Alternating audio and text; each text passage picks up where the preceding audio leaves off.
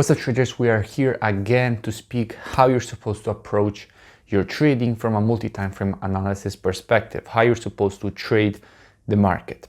Now, in this video, we will be speaking about Euro AUD. We will make a full breakdown and we will be speaking about how you're supposed to keep your charts clean and how multi-time frame analysis will help you become a better trader. So make sure you watch the video until the end because there is a lot of value to be taken from it. If you're new to the channel, I'm a top author on the TRADINGVIEW platform and I'm a swing trader.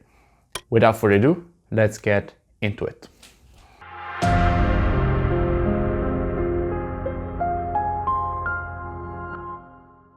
Okay, so let's speak about what multi-time frame analysis actually is about. So the two things that multi-time frame analysis is meant to do for you is, first of all, to find the highest probability direction in the market. What does this mean? It means that it will help you identify where the market is supposed to move from the higher time frames. So from the monthly, the weekly, and the daily time frames. Those are the time frames for direction.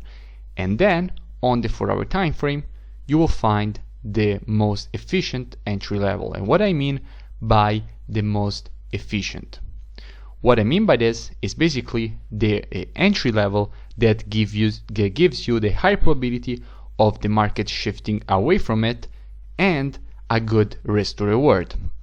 And we will be back to risk to reward during the video, because the reason for which you're looking for entry on lower time frames is because you want to maximize your risk to reward ratio and make it most efficient as possible, but without keeping your stop loss too tight, because in that case it would be inefficient because the market could hit your stop loss and then continue to your intended direction. And most of the times the market will follow the direction of higher time frames. Now, starting with our analysis here on Euro AUD on the monthly time frame, the first thing, you're supposed to take your Fibonacci from the high to the low. Why? Because if you want information on the retracement leg, you need to take your Fibonacci on the impulse, and in this particular case the impulse is from this high to this low. So taking your Fibonacci on the impulse will give you information on this retracement. And what happens if you zoom in on the most recent price action? You can clearly see that the 50% Fibonacci here on the monthly time frame keeps getting rejected. And during this month, we expect the market to continue to the downside. Why do we expect the market to continue to the downside?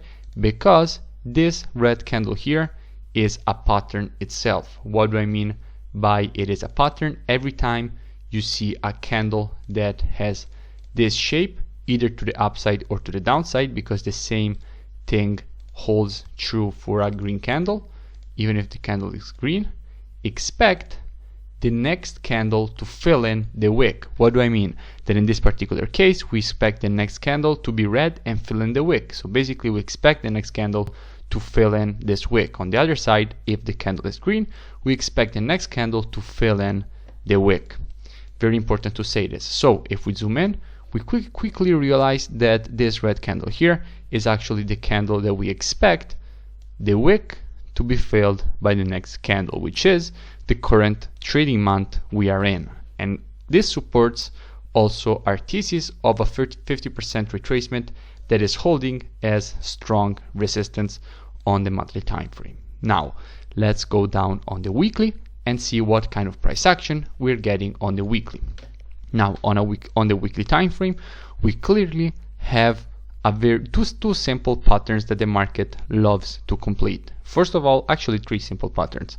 First of all, we have a nice M formation already completed. The market went up, down, up, down. Now every time you see an M formation, expect the market to go to the neckline. And that is the reason for which on TradingView, when the market was around this area, I said many times, expect the market to continue to the upside and retest the neckline. And that is exactly what happened. The second pattern that we see is a clean head and shoulders. You have your left shoulder, the head, and the right shoulder here. So two patterns both combining to the short side, and you also have a simple impulse correction pattern. Now what is an impulse correction pattern? You have your impulse, you have your correction, and then you expect the next impulse to the downside. That is how the market works. The most simple pattern pattern in the market. The market makes an impulse to the upside, makes a correction, and then again an impulse, or to the downside, impulse, correction, impulse. It happens all the time. And as you can see, from this high to this low, we have our impulse to the downside followed by a correction, and we expect the next impulse to the downside. Also, another thing that we have is this very simple area of previous support now turned resistance, which is the neckline itself. So everything on the monthly and weekly is combining to the short side. Now also here on the weekly, let's use our Fibonacci. As we said on the monthly, if we want information on the retracement, we need to take our Fibonacci on the impulse leg. So let's do it. Let's take our Fibonacci from this high all the way to this low, and what you can clearly see is that the market already rejected the 61.8, in other words the golden ratio, and the market is now expected to continue with the push to the downside. So from every perspective, on the monthly and weekly, Euro AUD is a short. Now let's go on the daily time frame, which is the last time frame we need to check for direction before speaking about entries. Now here on the daily time frame, it's pretty clear that the pattern that the market created is an exhaustion pattern, meaning that this is a simple rising wedge, but overall is an exhaustion pattern, meaning that if you see formations like this, it means that buyers are losing control of the market, and at some point the push to the downside will start. So also on the daily, everything is combining for a short. One thing that we really need to mention, this area here is a simple area of resistance. You can see it was resistance here, it was resistance here, and here we have a fake breakout. Now what is a fake breakout? A fake breakout is every time the market closes above a level and then the next candle closes back below. Why it's a fake breakout? Because once the market closed with this green candle above the level, the next candle was supposed to respect this area as support. However, that didn't happen and the market closed red back below the area, meaning that the push to the upside was basically a fake move just to hunt stop losses of traders. Now where are we in the market? At the moment we are at a level of support. Why do we have support? For the simple reason that the market rejected this area already twice. It rejected it here, it rejected it here, and we can expect some sort of a pullback from this area. Now there are two options for where this pullback will actually finish. First option is we could go for another retest of this region before continuing to the downside. Or there is the second option that basically we will speak about just now when we go on the 4-hour time frame. But one thing I want to say is that this makes perfectly sense because we can expect a pullback also given the fact that the market broke this trend line, and as we know, after the market breaks trend lines, the market likes to retest them. Now there are two ways in which you can draw this trend line, from this major low here, or you can even take the trend line in this way, from this low here and like this. And in this case, in my view of the market, this is much more accurate. Why? The simple reason for this is that you need to take the trend line that has basically that touches most candles. And in this particular case, you get one touch here and another touch here, and here the market broke it.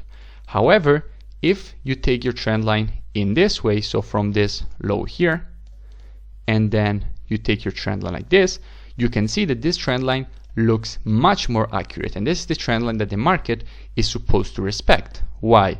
We have a touch here, then we have one and two touches here, then we have one and two touches here, and then here the market broke below it. So as you can see, this looks much more accurate. So what we can expect is the market to go for a retest of the trend line, because we said yes, from a structural perspective we can expect a retest all the way to this high. But if the market will reach that high, then it means that it broke the trend line. But we need to basically analyze the market by steps.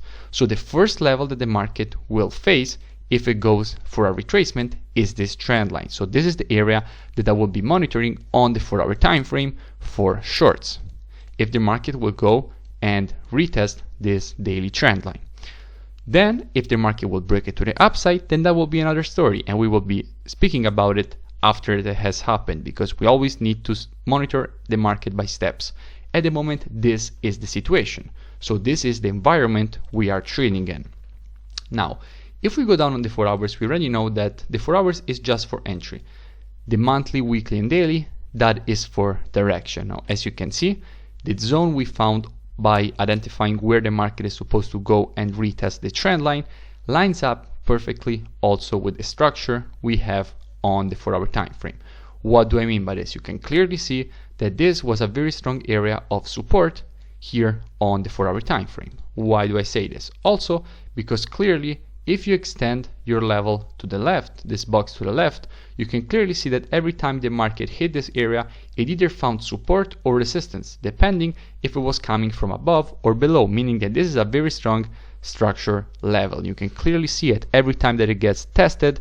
You do have some sort of a reaction to the level. So what we can expect from here is the market to make a retracement to test this level again.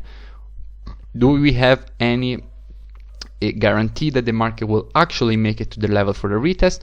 Obviously not, but as we said many times, trading is reactive and not predictive. We need to react to what the market is showing us and not try to predict what is supposed to happen. So what should we do? Very simple. We need to wait for the market to retest this level. So if the market will actually make it inside of this area, then we will be monitoring price, and if the rules of a strategy will be satisfied, you can be sure that we will be taking this entry to the downside and we will be taking the short on Euro AUD. What about take profit?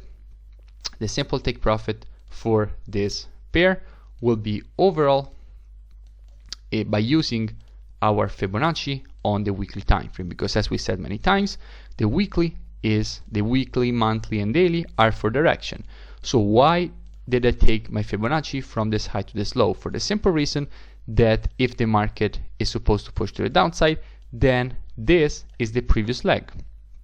Because if you want information on the impulse, you first need to take your Fibonacci on the retracement. So from the high to the low, and the -27 will be the target. But you always want to take your Fibonacci, your target, a little bit above the -27. So this is overall the area that we are targeting from a weekly perspective. So on the 4-hour time frame, if the rules of the strategy will be satisfied inside of this region here, we will be shorting the pair. We will be shorting this pair all the way to our weekly target. Very big move here on Euro AUD, and the only way to be able to identify these moves is by understanding how higher time frame patterns work, because this kind of trades, when you have this big take profit, basically you will have amazing risks to rewards if you know how to place also your stop loss and how to take the entry. If you enjoyed the video, make sure you smash that like button. It really does support the creation of more content just like this. And also let me know in the comments below if you will apply these concepts in your own trading. If you didn't take your free training yet, also make sure to click on the link in the description of the video and take your free training. I will see you in the next video.